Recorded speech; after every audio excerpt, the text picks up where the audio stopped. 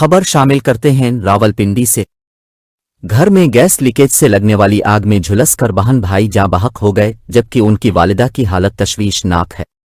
دارالحکومت کے جڑواں شہر راولپنڈی کے علاقے چا سلطان میں گھر میں سلنڈر سے گیس لیکیج کے باعث آگ لگ گئی، جس میں جھلس کر 3 افراد شدید زخمی ہو گئے، جنہیں تشویشناک حالت میں اسپتال منتقل کیا گیا۔